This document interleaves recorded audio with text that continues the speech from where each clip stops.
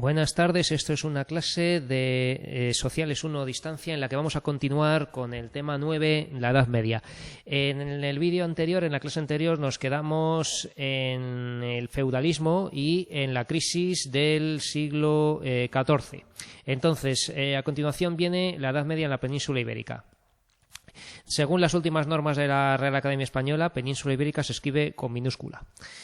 Tras el reino visigodo, del siglo V al siglo VIII, año 476 al año 711, la península ibérica estuvo dividida entre Al-Ándalus y los reinos cristianos, que fueron conquistando de norte a sur el territorio musulmán hasta la toma de Granada en 1492. Entonces vamos a destacar de aquí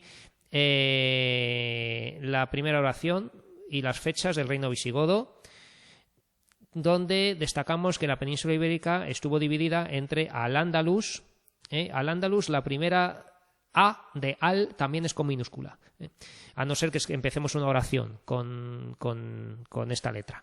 Vale, entonces, entre Al-Ándalus y los reinos cristianos. Vale, tras el reino visigodo, ya en el siglo VIII, después de que cayera el reino visigodo por la invasión árabe, la invasión musulmana, mejor dicho,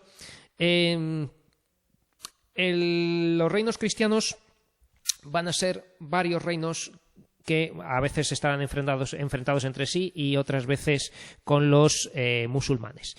Y estos reinos cristianos fueron conquistando el territorio musulmán, ¿vale? Hasta la toma de Granada en 1492, que lo veremos un poco más adelante. Durante este largo proceso se conformaron 4 reinos cristianos. Vamos a destacar los que son Portugal, la Corona de Castilla, es decir, Castilla, Navarra y Aragón, y la Corona de Aragón. El dominio cristiano aseguró el vínculo religioso, cultural y artístico con Europa, en el que desempeñaron un destacado papel el Camino de Santiago y el arte románico y gótico.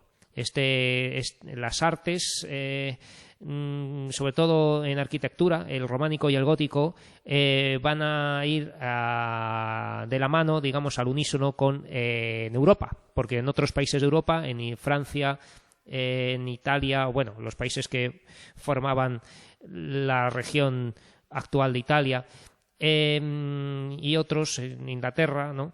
Pues construían de manera similar el arte románico y el arte gótico. Y el Camino de Santiago, que vendrá de distintos puntos de Europa a través de Roncesvalles en Navarra, va a llegar hasta Santiago, porque es ahí donde está enterrado el santo apóstol Santiago. Y era una ruta de peregrinación europea, y con ello venían muchas ideas a través de muchas personas que iban a Santiago. Vale, en el siglo XIX surgió un concepto historiográfico, es decir, utilizado por los historiadores, llamado Reconquista, y que podemos definir como el proceso histórico por el que los cristianos del norte fueron conquistando los territorios musulmanes, ¿vale? Proceso histórico por el que los cristianos del norte, es obvio porque estaban en el norte, ¿no? Los cristianos fueron conquistando los territorios musulmanes. Se llama así, Reconquista. ¿Por qué? Porque tiene que ver con la religión, porque los visigodos eran cristianos y perdieron todo su territorio a manos de los musulmanes. Es decir, que el cristianismo en la península ibérica quedó arrinconado a la zona de Asturias y Cantabria, en una zona del norte de la península ibérica. Entonces, este concepto de reconquista tiene que ver con, digamos, la reconquista cristiana, es decir, que se va a avanzar hacia el sur, conquistando de nuevo todos los territorios que antes eran cristianos y después fueron musulmanes, para volver a ser cristianos. Por eso lo de llamarlo reconquista. Pero realmente aquí nos dice el profesor que ha escrito esto, que es compañero mío de este año, dice que los cristianos no usaban la palabra reconquista, ellos hablaban de restaurar el reino cristiano visigodo de Hispania. O sea, que es que decían como que vamos a volver a formar el reino visigodo, ¿no? Que realmente ya no eran visigodos, eran descendientes quizá lejanos, ¿no? Y Y por eso que estos reinos que se van a formar, Portugal, Castilla, Navarra y Aragón, poco tienen que ver con los visigodos. Son reinos que ya son nuevos, ¿no? Por eso tanto se critica, ¿no? Por eso dicen que hoy en día algunos historiadores prefieren no usar el término reconquista y hablar de expansión de los reinos cristianos, ¿vale? O sea que expansión de los reinos cristianos porque ya son otros reinos distintos, no son ya los visigodos.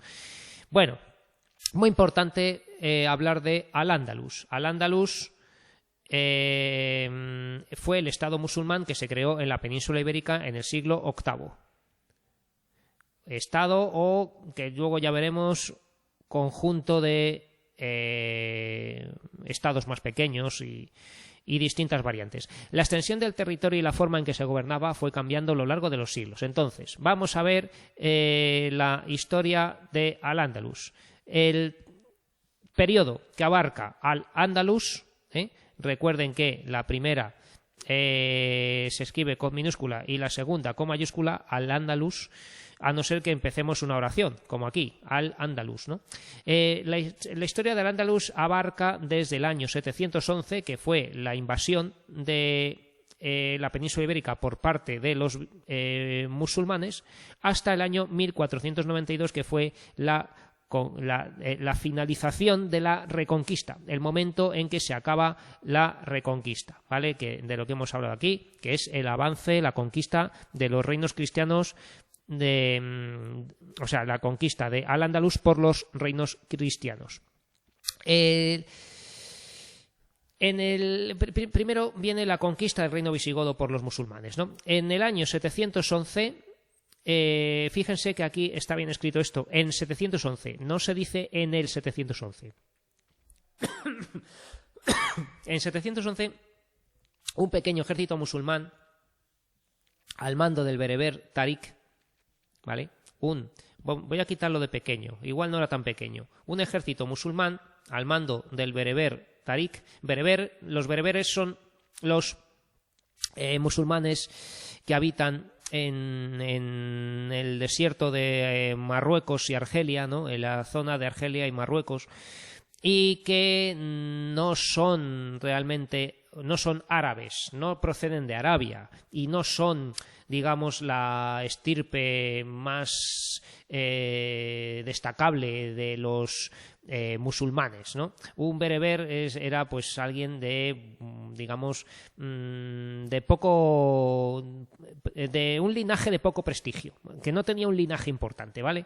Los bereberes no eran como los árabes. Estos bereberes cruzaron el estrecho de Gibraltar y dentro ya de la península ibérica, en una guerra civil que había entre dos reyes visigodos dentro de España, habiendo pedido uno de ellos ayuda a los musulmanes para vencer al otro rey visigodo, lo que hicieron fue, ya que estaban ahí, invadir toda la península. O sea, dijeron, bueno, pues mira, esto se están peleando entre sí los cristianos y esta es nuestra oportunidad de conquistar todo, ¿no? Entonces vencieron al rey visigodo Rodrigo, que fue el último rey godo en España, el último rey visigodo, en la batalla de Guadalete, ¿vale? La batalla de Guadalete fue el momento en el que se pierde España, por así decir, ¿no? Siempre se habla de Rodrigo y la pérdida de España, ¿no? Este rey, digamos que fue el causante o responsable de la pérdida del reino visigodo a manos de los musulmanes. Si hubiera sido más hábil, más inteligente o mejor militar y político, pues este rey habría vencido a los musulmanes, los habría echado y no se habría dado la invasión musulmana en la península. Los musulmanes enviaron más ejércitos que avanzaron hacia el norte de la península sin encontrar apenas resistencia. En el año 718 los musulmanes ya controlaban casi toda la península, a excepción de la franja montañosa del norte. El sistema la cordillera cantábrica, digamos, hacía de barrera y les costaba trabajo, les daba pereza, les costaba a los, entre comillas, moros, ¿no? Podemos decir moros porque en esa época había moros y cristianos y no es despectivo. Hoy en día no se puede llamar a un musulmán moro, pero en la Edad Media estaba claro que se hablaba de moros y de cristianos, ¿no? Entonces, los moros no pudieron con los cristianos que se refugiaron en las montañas del norte de España, en la cordillera cantábrica, en los picos de Europa, ¿no? El imperio musulmán, el califato de la dinastía omeya, con capital en Damasco, actual Siria, ¿vale? Entonces tenía el imperio musulmán, era un califato de la dinastía omeya. Los omeyas eran unos reyes, unos califas musulmanes, obviamente, que tenían la capital en Damasco. Damasco es la capital de Siria hoy en día. Estos musulmanes, hemos dicho, los omeyas, establecieron en la península ibérica un emirato. Un emirato es lo que equivale a una provincia de un estado más grande, ¿no? Era un emirato, como hoy en día hay emiratos árabes, ¿verdad?, en la península arábiga. Un emirato llamado Al-Ándalus. Y ahí pusieron pues un gobernador provincial que se llama Valí, un valid. Aquí, bueno, pues tenemos toda esta información. Repetimos, año 711, los bereberes entran en la península bajo el mando de Tarik y vencen al rey visigodo Rodrigo en la batalla de Guadalete. Y en pocos años después, en el año 718, ya controlaban casi toda la península, a excepción de la cordillera cantábrica, en la zona de Asturias. Allí, en toda la península, fundan un emirato del imperio musulmán, que tenía su capital en Damasco. Y el linaje, o sea, la familia, la dinastía de reyes moros que existían en ese momento eran los omeyas. Vale, seguimos. El emirato y el califato independiente de Córdoba. A mediados del siglo VIII, la dinastía omeya perdió el poder del imperio musulmán tras ser derrocados por los abasíes. Los abasíes van a ser otra familia, otro linaje,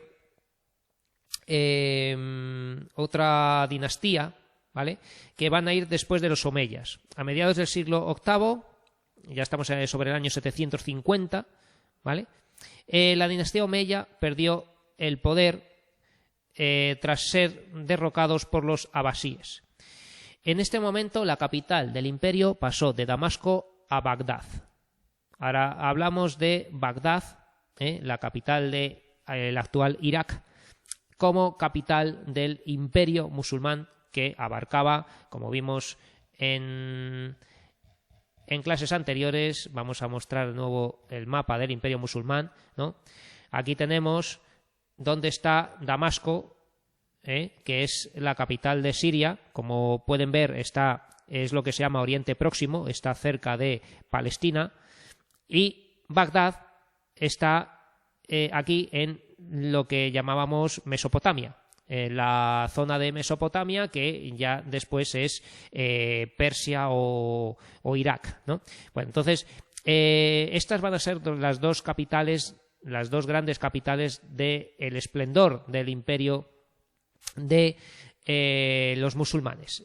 Cuando estamos hablando del califato omeya, que llega hasta el año 750, hasta mediados del siglo VIII, la capital está en Damasco, ¿vale? Después del año 750 en adelante, vamos a tener a los abasíes, ¿vale? Los abasíes, que van a tener la capital en Bagdad, ¿vale? Y como pueden ver, es toda la península arábiga, toda Persia, parte de la India, en parte de Asia Menor o la península Anatolia, y sobre todo el norte de África, todo el Magreb, Egipto Túnez, etcétera, ¿no? Y la península ibérica entrando incluso en el sur de Francia. Hasta ahí llegaron los musulmanes. Bien. Entonces, seguimos. ¿Y qué va a pasar cuando ha pasado a Bagdad el imperio musulmán? Bueno, pues que estamos con que el último miembro vivo de la dinastía omeya, los omeyas, que habían perdido el poder porque habían sido derrocados en Damasco y se había llevado la capital a Bagdad y ya eran los abasíes los que mandaban, pues había un omeya, uno de la dinastía omeya, un descendiente de Mahoma, que era Abderramán. Nosotros en español decimos Abderramán con 2 R's, ¿vale? Abderramán se refugió en Al-Ándalus y se proclamó emir independiente con el nombre de Abderramán I y fundó el Emirato Omeya de Córdoba. Vale, entonces se hace independiente y hace un emirato independiente. Va a ser el Emirato de Córdoba. ¿Vale? Fíjense en estos periodos. Vamos a numerarlos. 1, 2, 3, 4 y 5 momentos de la historia del Al-Ándalus muy importantes. Primero hemos dicho que es una provincia del imperio musulmán con capital en Damasco, ¿vale? Es una provincia del imperio de Damasco, por así decir. Año 711 hasta el año 756. Pero tras este momento de derrocamiento de los omeyas por los abasíes, un omeya funda un emirato independiente, el Emirato de Córdoba, que va a durar del año 756 al 912, hasta el siglo X. ¿Vale? Con una estructura administrativa y jurídica nueva, pero todavía bajo la autoridad religiosa de Bagdad. Por eso sigue siendo un emirato. Un emirato es una provincia, no es del todo independiente. Es independiente políticamente, pero no religiosamente. Digamos que sigue bajo la autoridad religiosa de Bagdad. En el año 929 va a ocurrir que Abderramán III, ¿vale? Aquí hay una pequeña variedad de datos porque aquí pone 912 y aquí pone 929, ¿vale?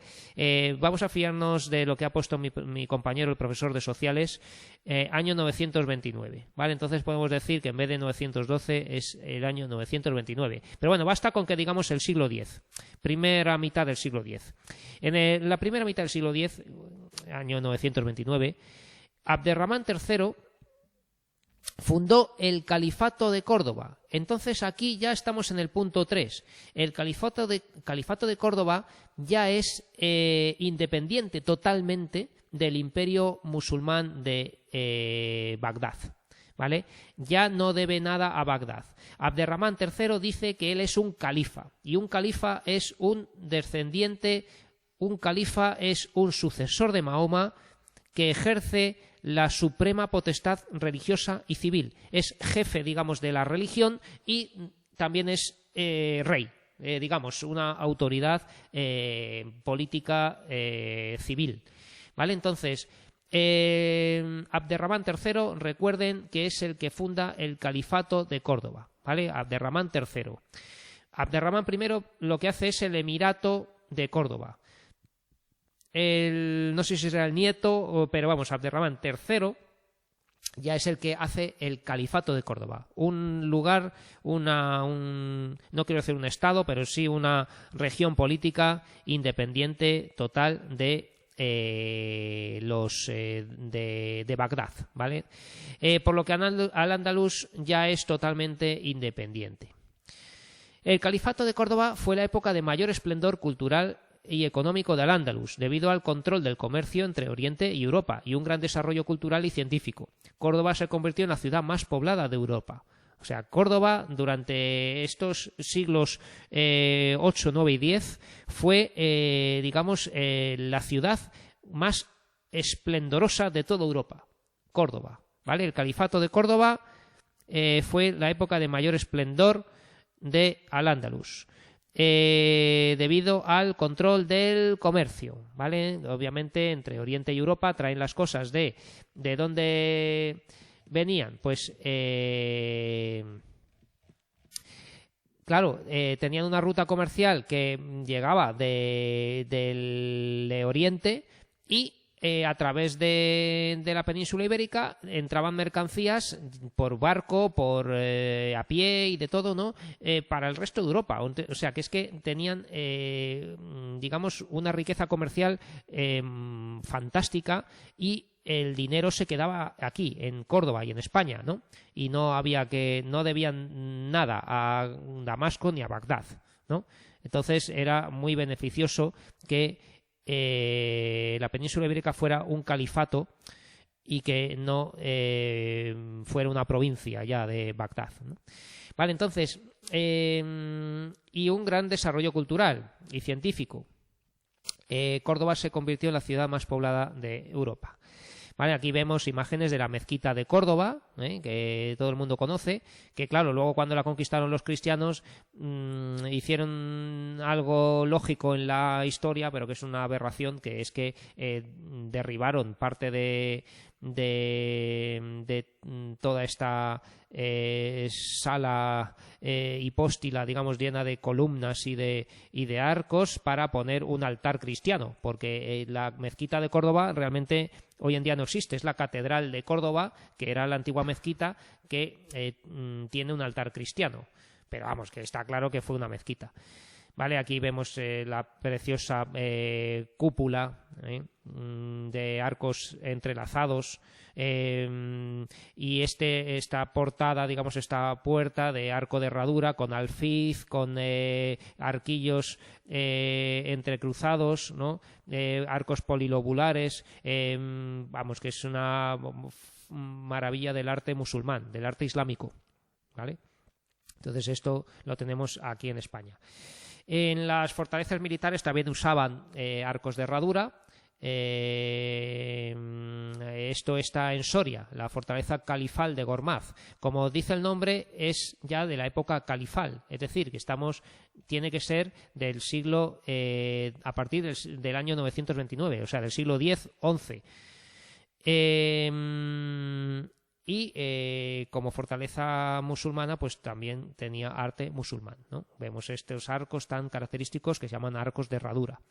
También tiene su alfiz, ¿vale? El alfiz es el recuadro en el que va inscrita, digamos, el arco o la puerta o la ventana, el vano, ¿no? Un hueco se llama vano, ¿vale? Ya sea una ventana o una puerta. Y en este caso, esta puerta de la fortaleza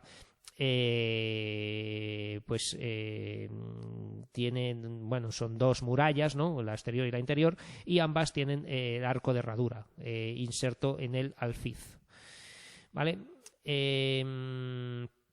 ¿Cómo estaba España en el año 1035, ¿no? La península en el año 1035.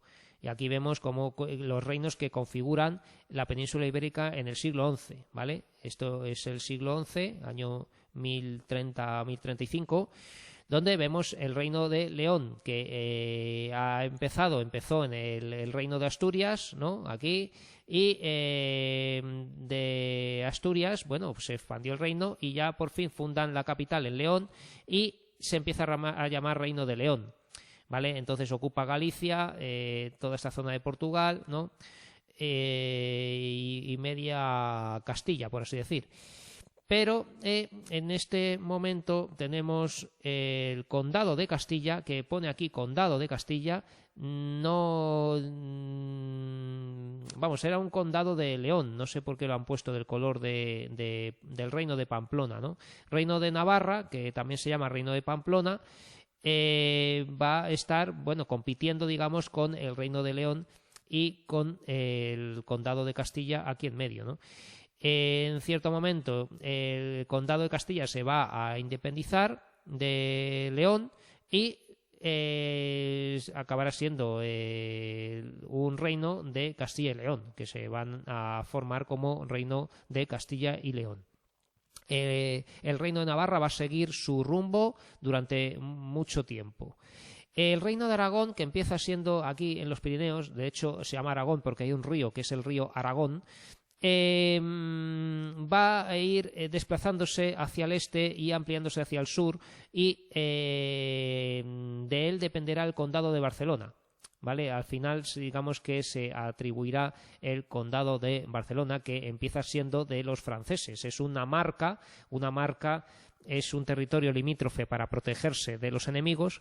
Entonces, los francos, los franceses, la dinastía carolingia, ¿no? Los que vienen con Carlomagno y sus descendientes, establecen este condado de Barcelona como lugar limítrofe para protegerse primero de las posibles invasiones musulmanas. Entonces, el condado de Barcelona pasará al Reino de Aragón, y el Reino de Aragón acabará conquistando Zaragoza, Albarracín, Valencia, Baleares, etcétera, ¿vale?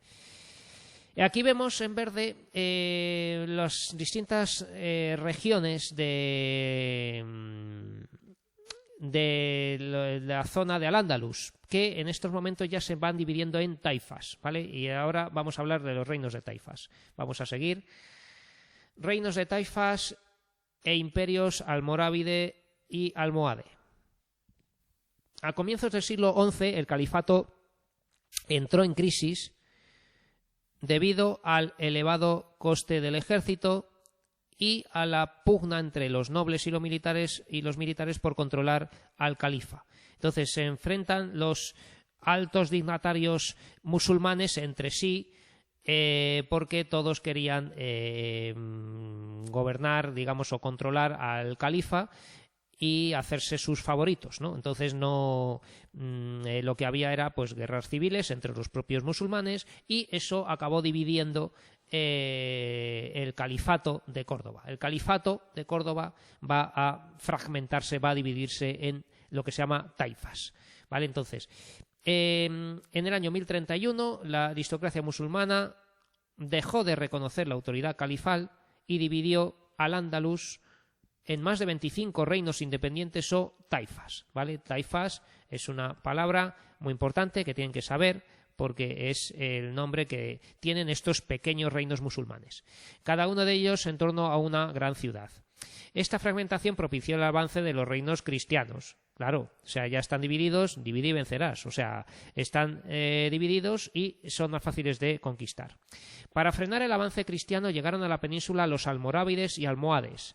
O sea que van a ser unos musulmanes más organizados y más radicales, digamos, que lo que hacen es reconquistar su propio territorio. Es decir, que van a conquistar a los musulmanes de la península. Los almorávides y almohades van a llegar y van a conquistar todo, ¿no? Los almorávides y almohades van a digamos, a controlar todas las taifas que estaban divididas entre sí, que no se ponían de acuerdo en nada, que no sabían luchar contra los cristianos, y con ello, pues ellos mismos sufren una invasión por parte de otros musulmanes.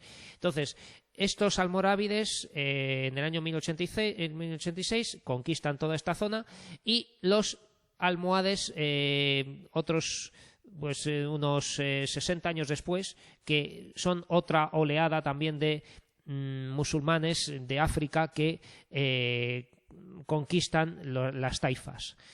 ¿Qué es esto? Lo que dice aquí, dos pueblos musulmanes del norte de África que pasaron a controlar la mayoría de las taifas.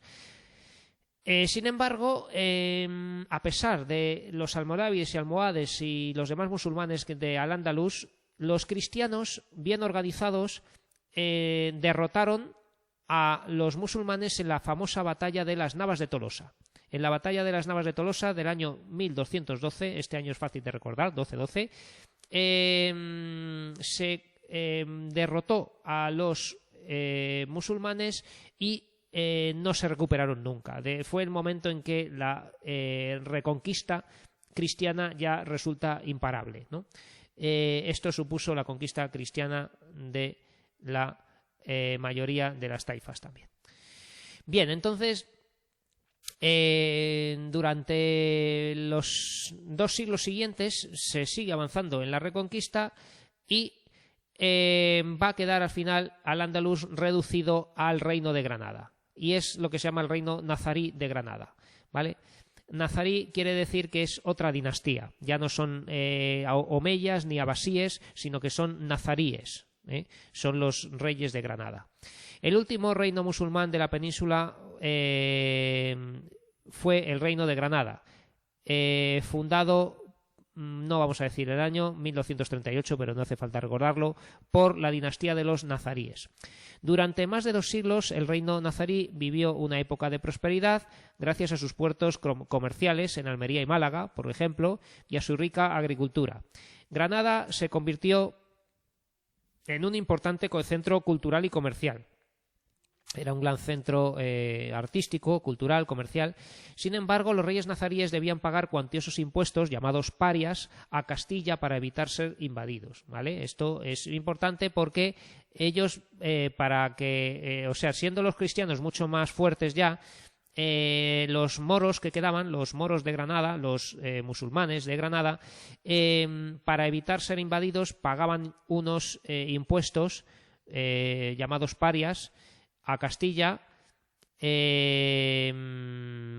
para que no los invadiese, es decir, que les beneficiaba. Por eso se terminó tan tarde, digamos, pudiendo desde el año 1212, que a lo mejor en 30 años más habrían podido conquistar todo. Se alargó muchísimo la Reconquista porque sacaban los cristianos mucho dinero de los musulmanes, porque ellos pagaban todos estas parias, ¿no? Estos impuestos que les venían bien a los cristianos. Estamos viendo aquí un par de imágenes. A la izquierda el Patio de los Leones en la Alhambra de Granada, y a la derecha el cuadro La rendición de Granada del pintor Francisco Pradilla. Esto es una reconstrucción imaginaria, recreación, digamos, de cómo se rindió Granada cuando ya la conquistaron los reyes católicos, ¿no? Entonces es un cuadro del siglo XIX. Entonces, a finales del siglo XV ya llega un momento en que los reyes católicos decidieron conquistar el reino.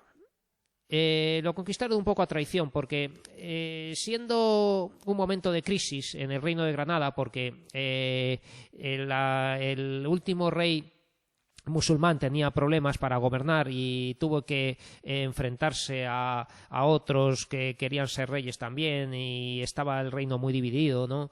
Entonces, en esa plena crisis, Boabdil, que era el último rey de Granada, en cierto momento pidió ayuda a los reyes católicos, se la dieron, pero luego lo que pactó, que era que no lo invadiesen, ellos al final decidieron traicionar a Boabdil. O sea, que los reyes católicos dijeron, pero si esto no cuesta nada ya, o sea, podemos ya intentar conquistar Granada. Y efectivamente, o sea, lo que Boabdil tuvo que huir. Y se dice el famoso dicho ese que le dijo su madre cuando él lloraba, ¿no?, volviendo la vista y viendo que habían conquistado Granada los cristianos y él había perdido el reino. Lloraba, ¿no?, Boabdil, y le dijo a su madre, llora como una mujer lo que no has sabido defender como hombre, ¿no? Hoy en día ese dicho podría ser machista, pero decían eso, ¿no?, de llora como una mujer lo que no has sabido defender como hombre. Entonces Boabdil, pues eso, perdió el reino de Granada, rindió Granada y puso fin al dominio musulmán en la península ibérica. Es el momento, 1492, cuando se acaba la Reconquista. En cuanto a sociedad y economía andalusí, los musulmanes introdujeron nuevos cultivos en la península ibérica. Algunos de ellos fueron el arroz, la berenjena, los espárragos, ¿no? Bueno, hay muchos, pepino, zanahoria, o sea que a los árabes les debemos muchísimo en cuanto a esta riqueza de agricultura, ¿no? La granada, por supuesto, acuérdense de Granada. El melón y la sandía también vienen de Arabia y de Persia, ¿no? Bueno, en fin, no. el plátano, el albaricoque, nótese que albaricoque empieza por al, que entonces son palabras árabes, ¿no? Si cualquier palabra que empieza por al.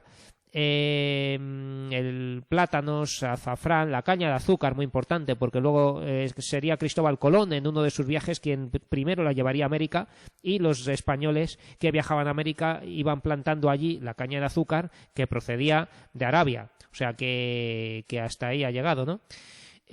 Muchos de estos cultivos necesitaban un eficaz sistema de regadío que distribuía el agua a través de acequias, ¿vale? En esto eran unos grandes maestros los árabes, en llevar agua de unos sitios a otros. La actividad económica principal de Al-Ándalus era el comercio con las ciudades, productos agrícolas, productos de artesanía y manufacturas. En las principales ciudades andalusíes, como Córdoba, Sevilla o Toledo, floreció un intenso comercio internacional, ¿vale? En las grandes ciudades. La moneda andalusí era el dinar de oro y el dirham de plata, ¿vale? Estas palabras vienen de la antigua Roma. Había una moneda valiosa en Roma que se llamaba denario, los denarios, y de ahí viene la palabra dinero, ¿no?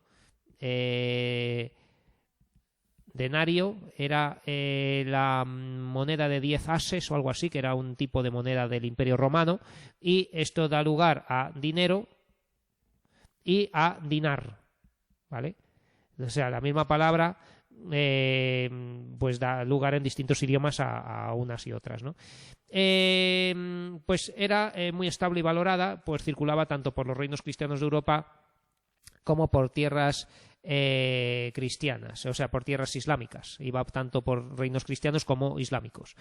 En la sociedad andalusí convivían hombres y mujeres de diferente origen y religión, y esto siempre lo pongo en los exámenes como preguntas.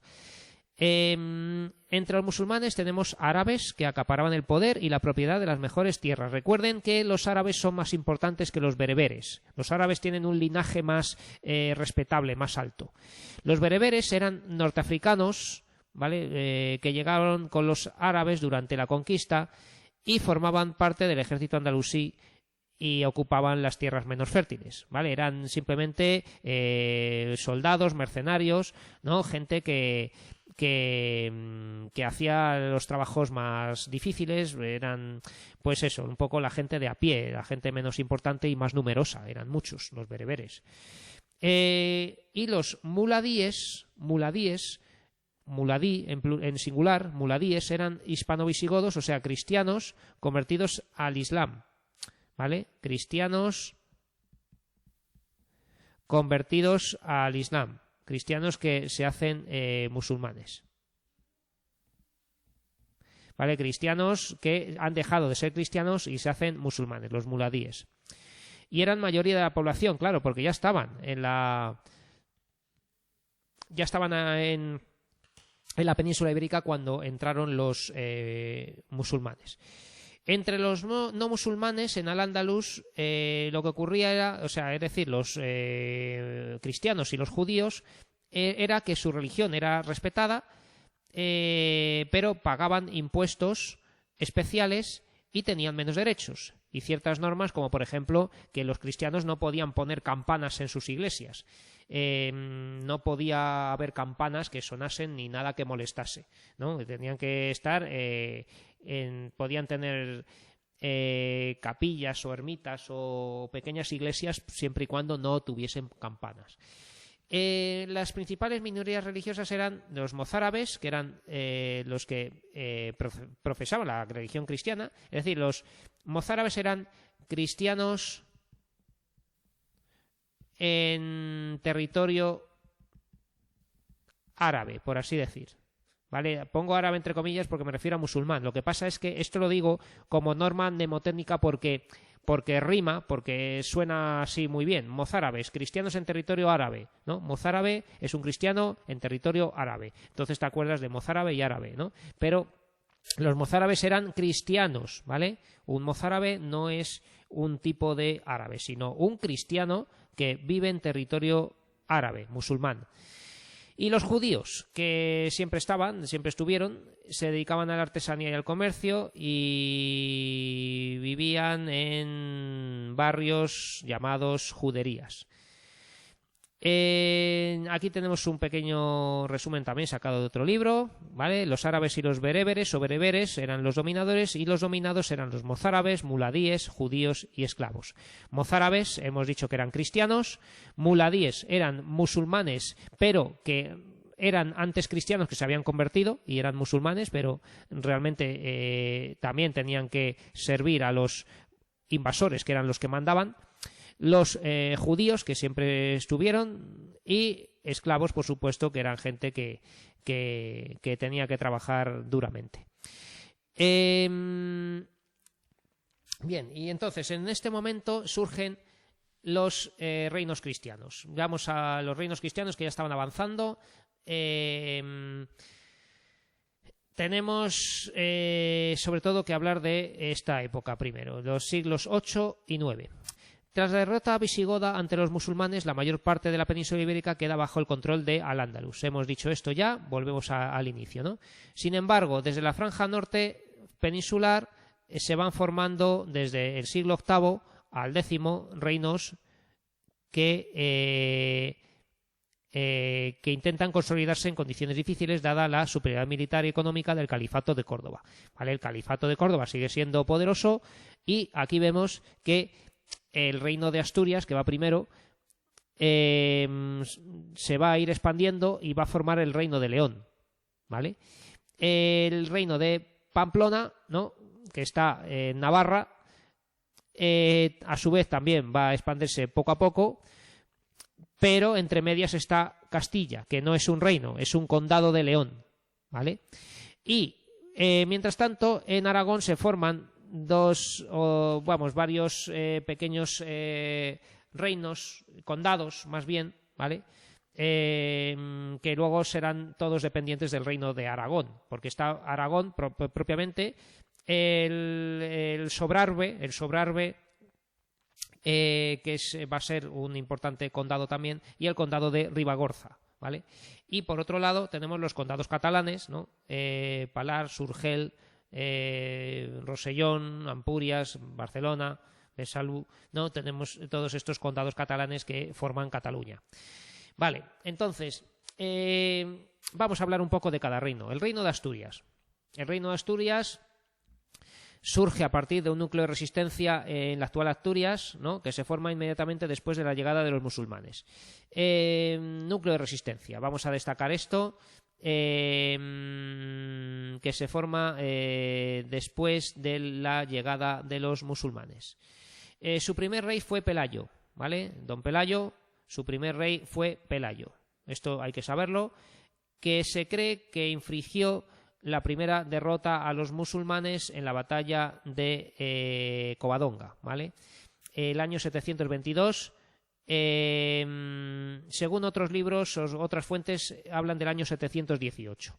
718-722 fue el momento de la legendaria batalla de Covadonga, donde unos cuantos guerreros asturianos, lo que son descendientes de hispano-visigodos, entablaron combate con los musulmanes, que venían a recaudar impuestos, a llevarse caballos, mujeres, comida, ¿no? Y eso, la manera que es cobrar impuestos en ese momento, y ellos se opusieron y los derrotaron, ¿vale? El reino se extenderá por Galicia, el Alto Ebro, etcétera, ¿vale? Por Galicia, llegando por el sur hasta el río Duero. Esto es muy importante, que llegan hasta el Duero. El Duero va a ser un límite muy claro de expansión del Reino de León. Llegan hasta el río Duero y ahí, bueno, pues paran en cierto momento la reconquista y luego ya seguirá. Desde el siglo IX se llamará el Reino de León, ¿vale? Porque trasladan allí la capital. El Reino de Castilla surge en el siglo IX como condado perteneciente al Reino de León, como hemos dicho, pero acabará convirtiéndose en reino independiente en el siglo XI. Al sur de los Pirineos, el Imperio Carolingio crea una franja protectora fuertemente fortificada, la marca hispánica. ¿Vale? Hemos dicho que Carlomagno y sus descendientes forman en Cataluña la marca hispánica, ¿vale? Que es lo que va a ser Cataluña.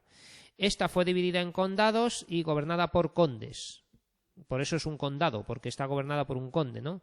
Que van a ser a veces aragoneses, navarros y catalanes, que dependían del emperador Franco, pero que a lo largo del siglo IX lograrían ser independientes, ¿vale? Entonces estos condados van a ser independientes, pero que a lo largo del siglo IX lograrían ser independientes. Entonces vamos a hablar ya de el reino de Pamplona, un antiguo condado que se hace independiente y ya se hace el reino de Pamplona, el reino de Aragón, que ya hemos dicho que también tenía el condado de Sobrarbe y de Ribagorza, y los condados catalanes que incluyen el condado de Barcelona, entre otros, ¿no? El de Urgel y otros. Entonces ya tenemos los reinos peninsulares y ya poco a poco tengo que terminar. Los 5 grandes reinos peninsulares, después de la disgregación del Califato de Córdoba en reinos de taifas, favoreció el avance cristiano, hemos dicho. A la par que se configuraba la nueva sociedad cristiana, hispano-cristiana. A mediados del siglo XIII quedaron definidos los llamados 5 reinos, que se mantienen durante la Edad Media. La corona de Castilla, el reino de Castilla o corona de Castilla, ¿vale? Unión de los reinos de Castilla y León, hemos dicho, ¿no? Con Fernando III el Santo, que es el momento en que se unen, en el año 1230, Castilla y León. Se extendió por los actuales Extremadura, Castilla-La Mancha, Andalucía y Murcia. Se sabe porque, claro, es todo donde se habla castellano. La lengua nos indica por dónde se expandió Castilla. Corona de Aragón va a ser la unión del Reino de Aragón y de los condados catalanes y que se extendió por las Baleares y la actual Comunidad Valenciana, por Valencia. Aquí lo vemos en el mapa claramente, ¿no? En el año 1300, cuando empieza el siglo XIV, tenemos, pues eso, que el Castilla y León, que están unidos, han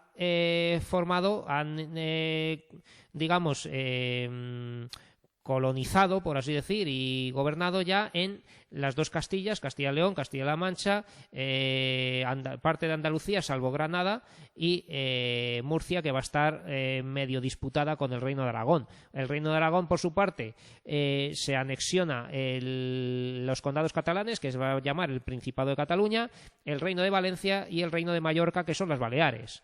Todo donde se habla catalán, y Aragón, que se habla castellano de una manera distinta, y tiene una lengua aragonesa que se habla todavía hoy en día en algunos lugares de los Pirineos. Y por su parte el Reino de Portugal en principio es parte del Reino de León, pero se independizan y luego en cierto momento también en una guerra con Castilla, que podía haber sido Portugal parte de Castilla y de León, se pierde, digamos, esa guerra y el Reino de Portugal se mantiene independiente hasta hoy en día. El Reino de Navarra, ya hemos hablado de él, es que se llama Pamplona a partir del siglo XIII. Y el Reino de Portugal, que fue un condado del Reino de León, hemos dicho, se independizó en el siglo XII y se extendió hacia el sur. Y el Reino de Granada, que hemos dicho que va a ser el último resto de Al-Ándalus, ¿vale? El reino musulmán, hasta su conquista por Castilla en 1492. Vale, aquí nos cuenta, esto es la ampliación de cómo se repartió el territorio conquistado de Al-Ándalus, pues con una repoblación, digamos, había muy poca población antes, entonces se llegaba a un sitio y uno se quedaba allí y ya está, ¿no? Esas zonas despobladas donde la gente iba llegando. Los concejos, ¿no? Los ayuntamientos también imponían estas normas, digamos, como que se quedaba con qué, se les quitaban las casas a los musulmanes, se les entregaba a los cristianos y promulgaban fueros que eran unos privilegios que tenía ese lugar, reconocidos por el rey. Y repartimientos, pues que también se entregan grandes lotes de tierra, latifundios, a la iglesia, a la nobleza y las órdenes militares, y que habían ayudado en las campañas militares, es decir, una especie de premio por haber ayudado en la reconquista que se le daba a órdenes militares como la Orden de Calatrava, nobles y eclesiásticos y clérigos. Vale, entonces vamos a dejarlo aquí porque ya es la hora, en el encuentro de las culturas cristiana, musulmana y judía, que lo grabaré en otro momento.